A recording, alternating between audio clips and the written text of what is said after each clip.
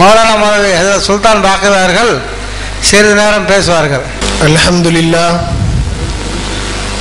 அல்ஹம்துலில்லாஹி அல்லதி ஜஅலனா மின் உம்மத்தி முஹம்மதின் ஸல்லல்லாஹு அலைஹி வஸல்லம். قال الله تعالى في شأن حبيبه تشريفا وتكريما إن الله وملائكته يصلون على النبي يا أيها الذين آمنوا صلوا عليه وسلموا تسليما. اللهم صل على سيدنا نبينا مولانا محمد وعلى آل سيدنا محمد الذي قرنت البركة بذاته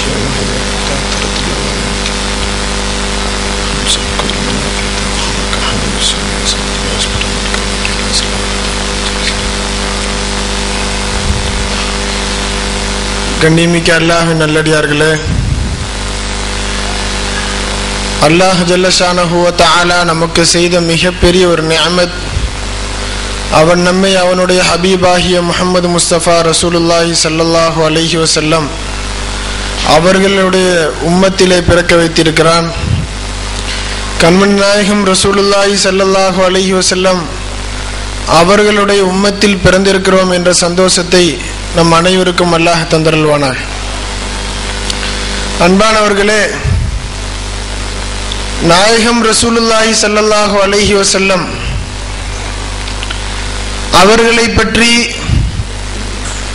பேசுவது என்பதும், கண்மணி ரசூலுல்லாஹி ஸல்லல்லாஹு அலைஹி வஸல்லம் அவர்கள் காட்டி தந்த வழிகளிலே நடப்பதற்கான முயற்சிகள் என்பதும் நம்முடைய சொர்க்க வாழ்விற்கு ஒரு கட்டுச்சாதமாக இருக்கிறது. கண்மணி ரசூலுல்லாஹி ஸல்லல்லாஹு அலைஹி வஸல்லம் அவர்களை பற்றி நாம் பேசுவதும் அவர்களுடைய மஹப்பத்தை அதிகப்படுத்துவதற்காக வேண்டி நாம் எடுக்கக்கூடிய முயற்சிகளும் தான் நாளை கியாமத்திலே நமக்கு பயன் தரும். அந்த அடிப்படையிலே எனக்கு முன்னால் பேசி சென்ற ஹஜ்ரத் அவர்கள் கூறியதை போன்று அதை தொடர்ந்து நான் சில விஷயங்களை கூறி என்னுடைய இருக்கைக்கு செல்ல ஆசைப்படுகிறேன். அன்பானவர்களே, ஹஜ்ரத் அவர்கள் சொன்னார்கள், நாயகம் ஸல்லல்லாஹு அலைஹி வஸல்லம் அவர்களிடத்திலே ஒரு சஹாபி வருகிறார்கள். வந்து யா ரசூலல்லாஹ் மத்தஸ்ஸா, கியாமத் எப்போ வரும்னு கேட்குறாங்க. அப்போ அந்த சஹாபி சொன்னாங்க, அந்த ரசூல் ஸல்லல்லாஹு அலைஹி வஸல்லம் கேட்குறாங்க, மா ஆயதத்து லஹா, நீங்கள் அதற்காக என்னத்தை தயார் செஞ்சு வச்சிருக்கிறீங்க? அப்போ அந்த சஹாபி பதில் சொல்றாங்க, மா ஆயதத்து லஹா, நான் அதற்காக எதையும் தயாரிக்கவில்லை. இல்லா அன் உஹிப்புல்லாஹ வ ரசூலஹு, ஷிர்கிலும் குஃப்ரிலும் மக்கள் இருந்ததற்கு பிறகு எங்களுக்கு நேர்வழி காட்டுவதற்காக முஹம்மது ரசூலுல்லாஹி ஸல்லல்லாஹு அலைஹி வஸல்லம் அவர்கள் வந்து எங்களுக்கு ஈமானை தந்ததற்கு பிறகு எங்களுடைய வாழ்க்கையிலே அதிகமாக சந்தோஷப்பட்ட நாள் அந்த நாள் தான். அப்படி கிதாபுகளிலே எழுதுறாங்க, நாங்கள் வாழ்க்கையில ஈமானுக்கு பிறகு அதிகமாக நாங்கள் சந்தோஷப்பட்ட நாள் அந்த நாள். இப்போ மஹப்பத் என்பது முதல் இருக்கணும். இந்த மஹப்பத் தான் நம்மை அடுத்த விஷயங்களிலே அமல் செய்வதற்குண்டான ஒரு தூண்டுதலை ஏற்படுத்தும். இதுதான் ஒரு முஹர்ரிக். இந்த அடிப்படையில் முஹப்பத்னா என்ன? முஹப்பத் என்று சொன்னா, ஒரு ஆள் நமக்கு நம்மளுடைய நல்ல நலனை மட்டுமே நாடக்கூடிய ஒரு மனிதரை அவர் நமக்கு நலனை நாடுகிறார் என்று விளங்கும் பொழுது நம்முடைய மனதில் ஒரு நிலைமை ஏற்படுதல், அதான் முஹப்பத். இப்ப சாதாரணமா நாம் ஒருவரோடு நாம் தொடர்பு கொண்டிருக்கிறோம், அவருடைய அவங்க நமக்கு செய்யக்கூடிய எந்த பலனும் தெரியறது இல்லை. திடீர்னு நாம் கேள்விப்படுறோம், எப்பா உன்னை படிக்க வச்சு ஆளாக்கி இந்த அளவுக்கு நான் உனக்கு கஷ்டத்துக்கு மத்தியில் உன்னை படிக்க வச்சதெல்லாம் நான் செஞ்சது இல்லை, இந்த ஒரு மனுஷர் உனக்கு செஞ்ச இந்த பொருளுதவி வச்சுதான் நான் செஞ்சேன் இப்படின்னு ஒருத்தர் சொல்றார். நம்ம அம்மா சொல்றாங்க, நம்ம மாமா தான் உன்னை படிக்க வச்சாங்க, முழுக்க அவங்க தான் எல்லா காசும் தந்தாங்க, எல்லா ரீதியிலையும் உனக்கு உதவிகள் செஞ்சது அவங்க தான் இப்படின்னு சொல்லும் பொழுது நாம் படித்து முடித்து நல்ல பட்டம் பெற்று இருக்கக்கூடிய நேரத்தில் இந்த ஒரு நிலைமையை சொல்றாங்க. அப்ப நமக்கு ஒரு விதமான ஒரு உள்ளத்துல ஒரு உணர்வு வரும் இல்லையா? இந்த உணர்வுக்கு மஹப்பத்துன்னு சொல்லுவாங்க. இந்த உணர்வு நாம் முஹம்மது ரசூலுல்லாஹி ஸல்லல்லாஹு அலைஹி வஸல்லம் அவருடைய விஷயத்திலே நாம் கொண்டிருக்கிறோமான்னு பார்க்கணும். அதனாலதான் இப்னு ஹஜர் ஹைத்தமி ரஹ்மத்துல்லாஹி அலைஹி ஒரு பெரியவங்க சொல்றாங்க, முதல்ல முஹப்பத்தை அதிகரிக்கிறதுக்கு நம்ம என்ன செய்யணும், முஹப்பத் நமக்கு இருக்குதா இல்லையாங்கிறதுக்கு நாம் என்ன செய்யணும் அப்படின்னா, அல்லாஹ் தஆலா இந்த ரசூலின் மூலமாக எனக்கு நிஅமத்தை தான் தந்திருக்கிறான் என்ற உணர்வை நம்முடைய உள்ளத்திலே பதிய வைக்கணும். முஹம்மது ரசூலுல்லாஹ்விடம் கிடைச்ச ஒவ்வொரு விஷயமுமே என்னுடைய வாழ்க்கையை நல்ல ரீதிக்கு கொண்டு செல்லக்கூடிய ஒவ்வொரு பாயிண்ட்ஸ், அவங்க தந்திருக்கக்கூடிய ஒவ்வொரு விஷயமே என்னுடைய வாழ்க்கையை முன்னேற்றி செல்லக்கூடியது. இப்படிங்கிற ஒரு நிலைமையை நாம் விளங்கணும். அதற்காக வேண்டிய முயற்சிகள் நாம் ஈடுபட வேண்டும். இதற்கு அடுத்ததாக அதே இமாம் சொல்றாங்க என்ன செய்யணும். அதுக்கு ரசூலுல்லாஹ் நமக்கு தந்திருக்கக்கூடிய ஒவ்வொரு விஷயமும் என்னுடைய வாழ்க்கையில மிகப்பெரிய ஒரு நிஅமத், அந்நிஅமத்துல் உதுமா, மிகப்பெரிய ஒரு நிஅமத்தை நான் எப்படி விளங்கணும் அப்படின்னா, அதுக்கு 2 காரியங்கள் செய்யணும். ஒன்று, நான் முஸ்லிமாக இருந்தால் முஸ்லிமாக இருப்பதின் காரணமாக எனக்கு கிடைத்திருக்கக்கூடிய இவ்வுலக பயன்கள், மறு உலக பயன்கள், இதை யோசிச்சு பார்க்கணும். 2வது, நான் முஸ்லிமாக இல்லாட்டி என்னுடைய நிலைமை என்ன. இந்த 2ஐயும் நாம் சிந்தித்து பார்த்தால் முதல்ல என்ன விளங்கிடும், முஹம்மது ரசூலுல்லாஹ் வந்தது எனக்கு மிகப்பெரிய நியாமத்து. இல்லாட்டி என்னுடைய வாழ்க்கையில நான் ஒரு மனிதனாக கூட வாழ்ந்திருக்க முடியாது. அல்லாஹ் குர்ஆன்ல சொல்றான், லக்கத் மன்னல்லாஹு அலல் முஃமினீன் இது பஅஸ ஃபீஹிம் ரசூலம் மின் அன்ஃபுஸிஹிம். அவர்கள், அல்லாஹ் தஆலா குர்ஆன்ல சொல்றான், மக்களிலிருந்தே அவர்களிலிருந்தே ஒரு ரசூலை நாம் அனுப்பி வைத்தோம். அந்த ரசூல் என்ன செஞ்சாங்க, 4 காரியங்களை செஞ்சாங்க. எத்தனை காரியங்கள்? 4 காரியங்கள்.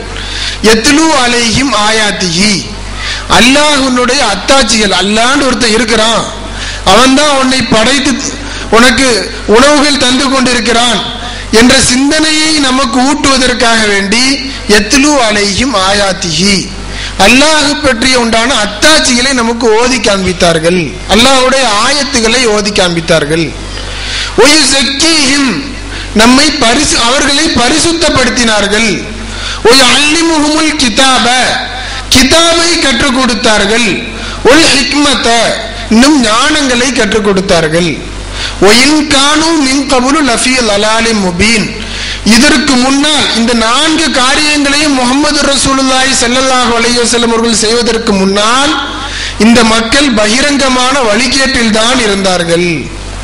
அல்லாஹ் சொல்றான், இந்த 4 விஷயங்கள் இருக்கணும். இந்த 4 விஷயங்களையும் யார் தான் கொண்டு வந்து தர்றா? முஹம்மது ரசூலுல்லாஹி ஸல்லல்லாஹு அலைஹி வஸல்லம். இந்த 4 விஷயங்களையும் நாம் ஒரு நிஅமத்தாக, நாம் வழிகெடாமல் இருப்பதற்கு அல்லாஹ் தந்த மிகப்பெரிய பொக்கிஷமாக நாம் முதல்ல நம்முடைய சிந்தனையில இருத்தணும். இதைத்தான் அல்லாமா இப்னு ஹஜர் ஹைத்தமி ரஹ்மத்துல்லாஹி அலைஹி அவர்கள் 2வதாக சொல்றாங்க. ஒரு முஹப்பத் இருக்கிறது என்பதற்கு அடையாளம் ரசூலுல்லாஹி ஸல்லல்லாஹு அலைஹி வஸல்லம் அவர்களையும் அவர்கள் கொண்டு வந்ததையும் நிஅமத்தாக விளங்க வேண்டும். நாம் இன்னைக்கு நிஅமத்தா விளங்குறோமா? இந்த 4 விஷயங்கள்ல முதல் விஷயம் யத்லு அலைஹிம் ஆயாத்திஹி, குர்ஆனை நம்ம ஓதுறோம். ரசூல் ஸல்லல்லாஹு அலைஹி வஸல்லம் குர்ஆனை கற்றுத்தந்த முஅல்லிம். ஆரம்பமாக நமக்கு குர்ஆனை ஓதி காட்டி தந்தது சஹாபாக்களுக்கு ரசூலுல்லாஹி ஸல்லல்லாஹு அலைஹி வஸல்லம் தான். இந்த குர்ஆன் நம்மோடு எந்த அளவுக்கு தொடர்புல இருக்குது இதை நாம் விளங்கணும். திலாவத்துல் குர்ஆன், குர்ஆனை ஓதுவது என்ன? இந்த விஷயத்துல சில விஷயங்கள், ஒரு சில கருத்தை மட்டும் சொல்லிட்டு நான் உட்கார்ந்துறேன். இந்த குர்ஆன் என்பது அல்லாஹ் தஆலா நமக்கு தந்த ஒரு கைட், முஹம்மது ரசூல் ஸல்லல்லாஹு அலைஹி வஸல்லம் அவர்கள் மூலமா தந்த ஒரு யூசர் மேனுவல். நம்ம என்னைக்கு ஒரு போன் வாங்குறோம்னா அதுல என்ன தெரியும், இந்த போனை எப்படி உபயோகிக்கணுங்கிறதுக்கு ஒரு சின்ன ஒரு புக்லெட் தந்திருப்பான். இந்த புக்லெட்டை வச்சுதான் நம்ம எதை விளங்க முடியும், இந்த போனை எப்படி யூஸ் பண்ணணும். இதே போன்று அல்லாஹ் முஹம்மது ரசூலுல்லாஹி ஸல்லல்லாஹு அலைஹி வஸல்லம் அவர்கள் மூலமாக தந்த ஒரு கைடு தான் குர்ஆன். ஹுதன் லில் முத்தகீன், குர்ஆனுடைய 2வது ஆயத்து என்னதான் சொல்லுது, முத்தகீன்களுக்கு, அல்லாஹ்வை அஞ்சி நடக்கக்கூடியவர்களுக்கு இது நேர்வழி காட்டக்கூடியதாக இருக்கிறது. இந்த குர்ஆனை நாம் எவ்வாறு அணுக வேண்டும், இது ரொம்ப ரொம்ப தெளிவா நம்ம தெரிஞ்சுக்க வேண்டிய விஷயம். ஏன்னா இன்னைக்கு 72 குரூப்புகள் இருக்கிறாங்க. இந்த 72 குரூப்புமே என்னதான் சொல்லிக்கிறாங்க? குர்ஆனை தான் காட்டுறாங்க இல்லைங்களா? ஹதீஸ கூட லைஃப்னு சொல்லிட்டு போனாலும் இன்னைக்கு ஒரு குரூப் வந்திருக்கிறாங்க, அவங்க குர்ஆனுடைய 2 ஆயத்து சரியில்லைன்ட்டாங்க. ஆக மொத்தம் குர்ஆனை எல்லாரும் ஏற்றுக்கொள்ளக்கூடிய ஒரு மனப்பான்மையில இருக்கிறாங்க. இப்ப இந்த குர்ஆன் எல்லாரிடமும் இருக்குது. 72 குரூப்லயே இந்த குர்ஆன் இருக்குது. ஏன் இந்த குர்ஆன் அவங்களுக்கு வழி காட்டல? ஏன்னா அல்லாஹ் குர்ஆன்ல சொல்றான் யுதுல்லு பிஹி கஸீரா. இந்த குர்ஆனை வைத்து வழிகேட்டில் போனவர்களும் இருக்கிறாங்க, வெறும் குர்ஆனை வச்சு. இந்த குர்ஆன் ஏன் அவங்களுக்கு வழி காட்டல? இப்ப நாமும் இந்த குர்ஆனை எடுக்கிறோம் என்றால் எந்த முறையில் பயன்படுத்த வேண்டும், இதை நாம் தெளிவாக தெரிந்து கொள்ள வேண்டும். ஏன்னா இது நான் சொல்றது பாடம் நடத்துற மாதிரி தான் இருக்கும். ஆனா வாழ்க்கையில ரொம்ப முக்கியமான விஷயம். அஹ்லு சுன்னத்தி வல் ஜமாஅத்தினுடைய நமக்கு இந்த குர்ஆனை எப்படி பயன்படுத்த வேண்டும் என்று தெரிந்துவிட்டால் மற்ற யார் குர்ஆன் எதை கொண்டு தந்தாலும் நம்மளால அதை நம்ம ஈஸியா நம்ம தடுத்துட முடியும். இந்த குர்ஆனை பயன்படுத்துவதற்கு அல்லாஹ் 5 விஷயங்களை சொல்லி தர்றான். இந்த 5 விஷயங்களும் ரொம்ப முக்கியம். இன்னைக்கு யார் யாரெல்லாம் குர்ஆனை ஆதாரமாக காட்டுகிறார்களோ அவர்கள் இந்த விஷயத்துல இந்த 5ல் ஏதாவது ஒண்ணு விட்டுருவாங்க. இல்லைன்னா இந்த 5ஐயும் தாறுமாறா செய்வாங்க. எதை முதல்ல செய்யணுமோ அதை முதல்ல செய்ய மாட்டாங்க. இன்னைக்கு உதாரணமா இன்னைக்கு கூட ஜும்மால சொன்ன ஒரு விஷயம். இன்னைக்கு நம்ம ஒது செய்ய போறோம், ஒரு பள்ளியில போய் ஒது செய்ய போறோம்னா அந்த பள்ளியில பாத்ரூம் இருக்குது, ஒது செய்யறதுக்கு ஒதுகானா இருக்குது. நம்ம பாக்குறோம் ஒது செய்யற இடத்துல கூட்டமே இல்லை, பாத்ரூம்ல போய் நின்றா ஃபுல்லா கூட்டம் இருக்கு.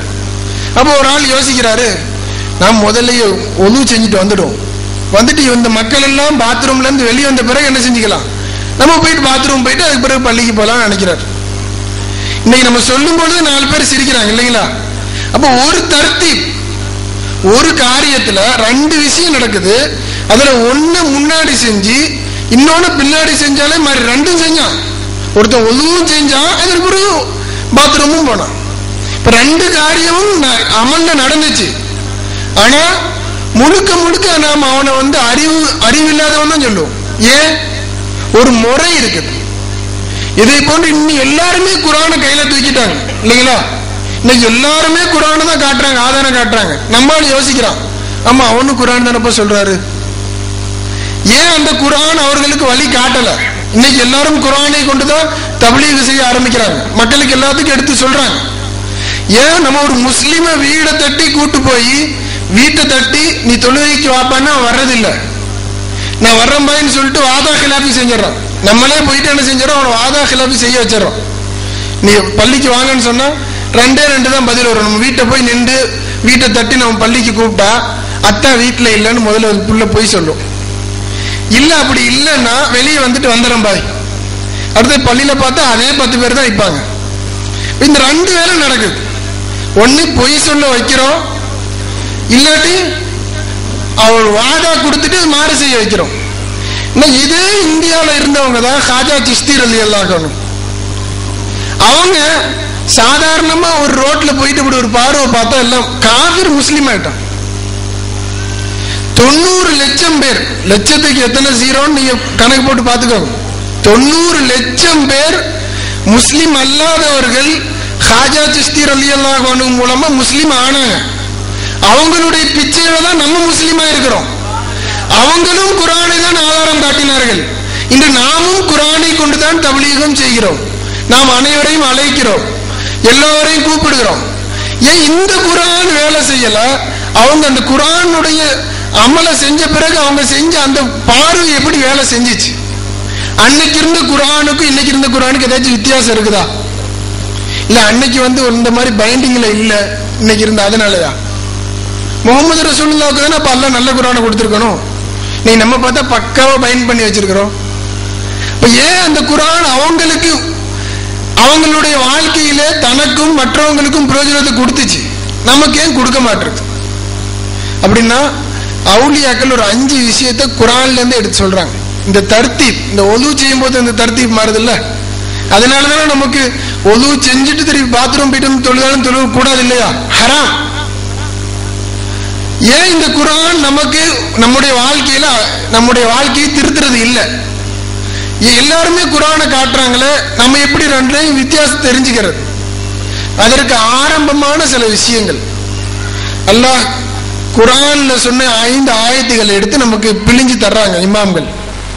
ஒன்று, குர்ஆன் பர் ஈமான் லானா, குர்ஆன் அப்படி ஏத்துக்கிறது. குர்ஆன் அல்லாஹ் தஆலா குர்ஆன்ல சொல்றான், யா அய்யுஹல்லதீன ஆமனு ஆமினு பில்லாஹி வ ரசூலிஹி வல் கிதாபில்லதி நஸ்ஸல அலா ரசூலிஹி. ஓ ஈமான் கொண்ட முஃமின்களே, நீங்கள் மீண்டும் ஈமான் கொள்ளுங்கள். எதை? அல்லாஹ்வை கொண்டும் அவனோட ரசூலை கொண்டும், அந்த ரசூலுக்கு அல்லாஹ் தஆலா காலத்திற்கு தோதுவாக இறக்கி வைத்த குர்ஆனை கொண்டும். அல்லாஹ் அழகா சொல்றான், நஸ்ஸல அலா ரசூலிஹி. நஸ்ஸலன்னு சொன்னா அந்தந்த நேரத்துக்கு தோதுவான முறையில் இறக்கி வைக்கக்கூடியதுக்கு தான் சொல்லுவாங்க. இப்போ நம்முடைய பிரச்சனைகளை சால்வ் பண்ணுவதற்காக வேண்டி, நம்முடைய வாழ்க்கையில என்னென்ன கஷ்டங்களுக்கெல்லாம் என்னென்ன சொல்யூஷன் கொடுக்கணும் அப்படின்னு தெளிவாக ஆக்கப்பட்டு அல்லாஹ்வால் இறக்கப்பட்ட இந்த குர்ஆனை நீங்கள் ஈமான் கொள்ளுங்கள். ஈமான் கொள்ளுங்கன்னு சொல்றது யாரை பார்த்து சொல்றான்? அல்லாஹ், யா அய்யுஹல்லதீன ஆமனு, ஈமான் கொண்டவர்களே ஈமான் கொள்ளுங்கள். அது என்ன? ஈமான் கொண்டவங்களே ஈமான் கொள்ளணும். ஈமான் கொண்டவங்களை பார்த்தே சொல்றான் ஈமான் கொள்ளுங்கள். பள்ளிவாசல்ல இமாம் சாபை பார்த்தே சொல்றது தொழுங்க. அந்த மாதிரி தான் இருக்குது பார்த்தா. ஏன் அல்லாஹ் சொல்றான்? நாம் ஈமான் கொண்டுகிறோம். ஆனா நம்முடைய ஈமான் ஒரு பரிபூர்ணமான நிலையில இல்லை. இந்த குர்ஆன் நமக்கு தெரியுது. நம்ம வந்து மனசுல கை வச்சு பார்த்து சொல்லலாம். இன்னைக்கு நம்ம தினத்தந்தி பேப்பர் படிக்கிறது, நவுது பில்லாஹி மின் தாலிக், நம்ம சாதாரண ஒரு புத்தகங்கள் படிக்கிறது. இந்த நேரத்துல நம்முடைய சிந்தனையில குர்ஆனை வாசிக்கிறதுக்குள்ள நிலைமை பாருங்க. இன்னைக்கு எத்தனை பேர் அவ்வளவு இன்ட்ரெஸ்டாக படிக்கிறோம்? இன்னைக்கு ஒரு ஞாயிற்றுக்கிழமை ஆயிட்டு அந்த பிசினஸ் அட்ரஸுகள் வரும். நம்ம பார்த்து எங்கடா நம்ம வந்து போய் இன்டர்வியூ அட்டென்ட் பண்றதுங்கிறதுக்கு எவ்வளவு ஆர்வமா பார்ப்போம். இந்த அளவுக்கு நாம் எந்த ஆர்வத்தை கொண்டு குர்ஆனை அணுகி இருக்கிறோம், இதை நம்ம பார்க்கணும். இப்ப இந்த குர்ஆனை இப்படி அணுகணும்னா முதல்ல என்ன வேணும்?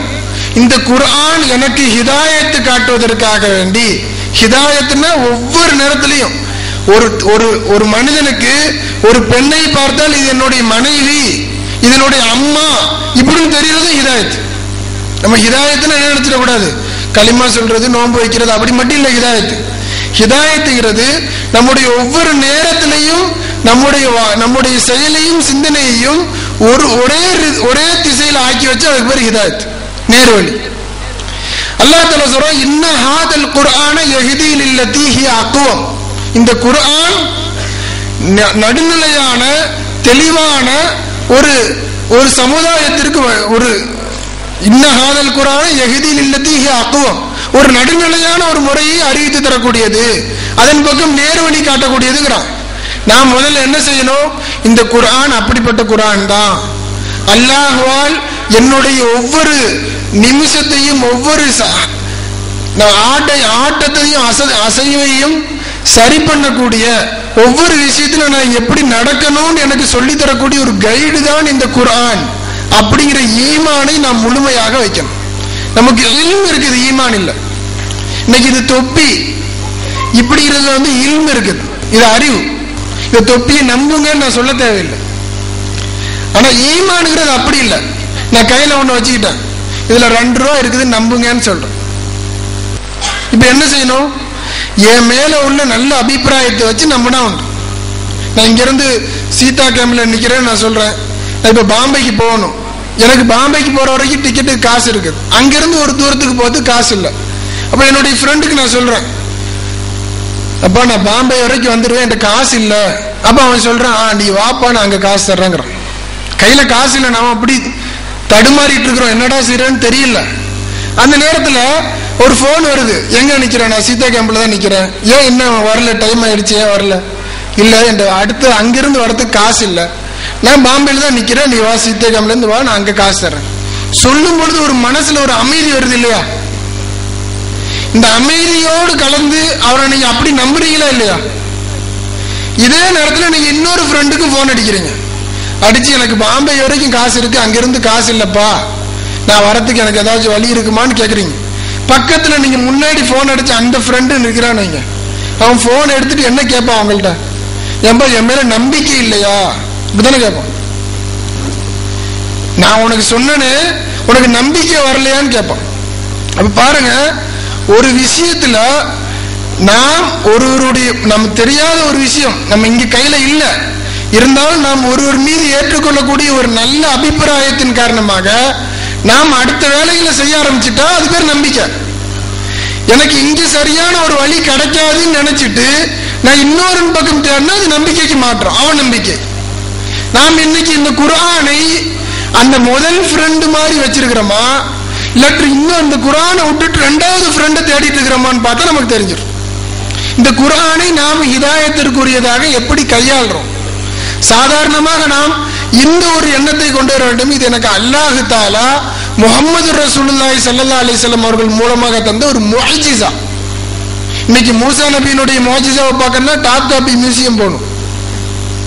இன்னைக்கு தாவூத் அலைஹிஸ்ஸலாமுடைய அந்த பொருள்களை முஅஜிஸாக்களுடைய பொருளை பார்க்கணும்னா நம்ம ஜோர்டான் போகணும். சுலைமான் நபியினுடைய முஅஜிஸாக்களை பார்க்கணும்னா ஜோர்டான் போகணும். ஆனா முஹம்மது ரசூலுல்லாஹ்க்கு அல்லாஹ் கொடுத்த முஅஜிஸா நம்ம வீட்டில இருந்தே பார்க்கலாம். அல்லாஹ் நம்ம கையில தந்திருக்கிறான். இந்த குர்ஆனுக்கு நாம் எந்த அளவுக்கு மதிப்பு கொடுத்தோம், இது நாம் சிந்திக்கணும். இன்னைக்கு குர்ஆனை எவெல்லாமோ கையில வச்சுட்டு பேசுறான். உண்மையிலே குர்ஆனை சொந்தம் கொடுவதற்கு முழுக்க முழுக்க தகுதியானவர்கள் அஹ்லுஸ் சுன்னத்தி வல் ஜமாத்காரங்க. நாம் என்ன செய்ய வேண்டும்? முதல்ல ஈமான் கொள்ளணும். இந்த குர்ஆன் என்னுடைய நேர்வழிக்கு அல்லாஹ் தஆலா தந்த ஒரு கைடு. ஆனா இதை யூஸ் பண்ற முறை இருக்கு. இன்னைக்கு நம்ம இன்னைக்கு இந்த பேனர் போடுறோம்னு சொன்னா இது நம்ம போயிட்டு எல்லாரும் போட முடியாது. அப்ப இதுக்கு குறைஞ்சது என்ன தெரிஞ்சிருக்கணும்? ஒரு போட்டோஷாப் தெரிஞ்சவன் இல்லாட்டி கோரல் டிரா டிடிபி தெரிஞ்சவன்ட்ட தான் போய் ஆகணும், இல்லைங்களா? அந்த மாதிரி முறைகள் இருக்குது. முதல்ல நாம் என்ன செய்யணும்? இந்த குர்ஆன் எனக்கு ஹிதாயத்திற்கு போதுமானது. அல்லாஹ் தஆலா எனக்கு இந்த குர்ஆனை என்னுடைய வாழ்க்கையினுடைய முன்னேற்றத்துக்காக இறக்கி வைத்திருக்கிறான். இது அல்லாத நாம் மற்றதுல நேரத்தை ஒதுக்குறதை விட இதுல நான் நேரத்தை ஒதுக்கணும். இன்னைக்கு சாதாரணமா தாய் குலங்கள் இன்னைக்கு அதிகமா அவங்க தான் வந்திருக்கிறாங்க. இன்னைக்கு பார்த்தோம்னா மகரிபுக்கு பிறகுல இருந்து என்ன ஆரம்பிச்சிருதுன்னா சீரியல்கள், புது புது சீரியல்கள் பார்க்க ஆரம்பிக்கிறாங்க. இந்த நேரத்துல ஒரே ஒரு விஷயம் மட்டும் சொல்லிக்கிறேன். இந்த சீரியல் பார்க்கக்கூடிய நேரத்துல நாம் என்னைக்காவது இந்த குர்ஆன் மீது நம்ம செலுத்தினா என்ன ஃபாயிதா கிடைக்கும்? அடுத்த இதுல நான் சொல்றேன். முதல்ல குர்ஆனின் மீது ஈமான் கொள்ள வேண்டும். இரண்டாவதாக குர்ஆன் கி திலாவத் கர்னா, குர்ஆனை நாம் ஓத வேண்டும். ஓதணும். குர்ஆனை படிக்க முடியாது. தமிழ்ல இங்க உருதுல சொன்னா எல்லாம் ஒரே மாதிரி இருக்கும். தமிழ்ல சொன்னா குர்ஆனை நான் படிச்சேன் அப்படி சொல்ல மாட்டோம். தினத்தந்தி பேப்பரை நான் ஓதினேன் இப்படி சொல்ல மாட்டோம். ஓதுறதுன்னா என்ன? இந்த ஈமானின் நான் முதல்ல சொன்ன அந்த கருத்தை நம்ம சிந்தனையில வச்சு என்னுடைய வாழ்க்கையில இது முழுக்க முழுக்க என்னுடைய ஹிதாயத்துக்காக நல்லா இறக்கி வச்சது. இதுல இருந்து எக்ஸ்ட்ராவா நான் ஒண்ணு செஞ்சாலும் தவறிடுவேன், இதுல இல்லாத நான் வேற ஒண்ணு எடுத்தாலும் தவறிடுவேன், இதை விட்டாலும் நான் தவறிடுவேன். இப்படிங்கிற சிந்தனையோட பக்தியோட ஓதணும். இந்த ஓதுற விஷயத்துல ரெண்டு இருக்கு. சில மக்கள் சொல்றாங்க குர்ஆன் அர்த்தம் தெரியாம ஓதுனா நன்மை கிடைக்காது. நாம் அப்படி சொல்லக்கூடாது. குர்ஆன் அர்த்தம் தெரியாம ஓதுனாலும் நன்மை இருக்கு. அப்படி அர்த்தம் தெரியல, நாம் குர்ஆனை நாம் அர்த்தம் தெரியாம ஓதினாலும் நன்மை இருக்கிறது. அதனால குர்ஆனை ஓதி பழக வேண்டும். அல்லாஹ் குர்ஆன்ல சொல்றான் உத்லுமா ஊஹி இலைக்க மிர் ரப்பிக். அல்லாஹ் தஆலா உமக்கு இறக்கி வைத்த இந்த குர்ஆனை ஓதுங்கள். மூன்றாவதான விஷயம் குர்ஆன் கி ததப்புர் கர்னா, குர்ஆனை நாம் சிந்தித்து பார்க்கணும். அஃபலா யததப்பருனல் குர்ஆன் அல்லாஹ் குர்ஆன்ல சொல்லி காட்டுறான். நான்காவதான விஷயம் குர்ஆன் से अमल करना. குர்ஆன் அல்லாஹ் தஆலா சொல்லியிருக்க விஷயத்தை சரியான முறையில் புரிஞ்சு அதன் மூலமாக எடுத்து தந்திருக்கக்கூடிய அந்த கருத்துக்களை வச்சு நம்ம அமல் செய்யணும். அதுதான் நேரம் சுருக்கமாக இருப்பதனால நான் முடிச்சிடறேன். இதுதான் இமாம்கள் நமக்கு சொல்லித்தரக்கூடிய முறை. நான் ஐந்தாவதாக என்ன செய்ய வேண்டும் என்றால் யா ஐயுஹர் ரசூலு பல்லிக் மா உன்சில இலைக். ரசூல்மார்களுக்கு அல்லாஹ் தஆலா கட்டளை இட்டது நம்ம ரசூலுல்லாஹ்க்கு சொல்லி காட்டுறோம். நாம் உமக்கு எதை இறக்கி வைத்தோமோ அதை நீங்கள் தபலீக் செய்யுங்கள். இந்த தர்த்தீப் முதல்ல कुरान पर ईमान लाना, कुरान की तिलावत करना, कुरान पर तदब्बुर करना, कुरान से अमल करना, कुरान से तबलीग करना. இந்த தர்த்தீப் மாறி நம்ம கடைசி மட்டும் எடுத்தோம்னா அந்த ஒன்று செஞ்சுட்டு ஒண்ணுக்கு போன கதை தான். இதனால் நாம் ஒவ்வொரு நாளும் குறைந்தது நம்முடைய தொடர்புகள் குரானோடு கொஞ்சமாவது வச்சுக்கணும். ஒரே ஒரு விஷயத்தை சொல்லி நான் முடிச்சிடறேன். ஹஜ்ரத் இப்னு மஸ்ஊத் ரலியல்லாஹு அன்ஹு அவங்க ஒரு இடத்துல உட்கார்ந்து இருக்கிறாங்க. ஒரு மனிதர் வர்றார், வந்துட்டு கேட்கிறாரு, அவர்கிட்ட சொல்றாரு, உங்க வீட்டு பக்கத்துல எல்லாம் இந்த பகுதிகள் எல்லாம் தீ பிடிச்சி எரிஞ்சிட்டு இருக்குது, உங்க வீடு எரிஞ்சிருக்குங்கிறாரு. இவங்க அங்க குர்ஆன் ஓதிட்டு இருக்கிறாங்க. அந்த நேரத்துல அவங்க சொல்றாங்க, இல்ல வீடு எரிஞ்சிருக்காதுன்னு உட்கார்ந்துட்டாங்க. திருப்பி இன்னொருத்தர் வந்து சொல்றாரு, உங்க வீடு எரிஞ்சிருச்சு, இந்த பகுதியில தீ பிடிச்சிட்டே வந்துச்சு, உங்க வீட்டையும் தாண்டி தீ போயிடுச்சு, எரிஞ்சிருச்சுங்கிறார். அப்பவும் இவங்க எந்திரிச்சு போகல. மூணாவதாக ஒருத்தர் வந்து சொன்னாரு, எல்லா வீடும் எரிஞ்சிச்சு, ஆனா உங்க வீடு மட்டும் எரியலங்கிறார். அப்ப அவங்க சொல்றாங்க, சதக்க ரசூலுல்லாஹி ஸல்லல்லாஹு அலைஹி வஸல்லம், முஹம்மது ரசூலுல்லாஹ் உண்மையே சொல்லிவிட்டார்கள். ஏன் இந்த வார்த்தையை சொன்னாங்கன்னா அவங்களே சொல்றாங்க, ஏன்னா என்னுடைய பெண் குழந்தைகளுக்கு நான் வாக்கியா சூராவை கற்றுக் கொடுத்திருக்கிறேன். மகரிபு தொழுகைக்கு பிறகு அவங்க வாக்கியா சூராவை ஓதுவார்கள். இந்த வாக்கியா சூராவை ஓதுனா என்ன ஏற்படாது, வீட்டுக்கு எந்த ஒரு ஆபத்தும் ஏற்படாதுன்னு முஹம்மது ரசூலுல்லாஹி ஸல்லல்லாஹு அலைஹி வஸல்லம் சொல்ல நான் கேட்டிருக்கிறேன். இப்ப பாருங்க, அந்த வாக்கியா சூரா விட்டு நம்ம என்னென்ன வாக்கியாக்கள் நம்ம வீட்டுல நிகழணுமோ அவனத்தையும் செஞ்சுட்டு இருக்கிறோம்.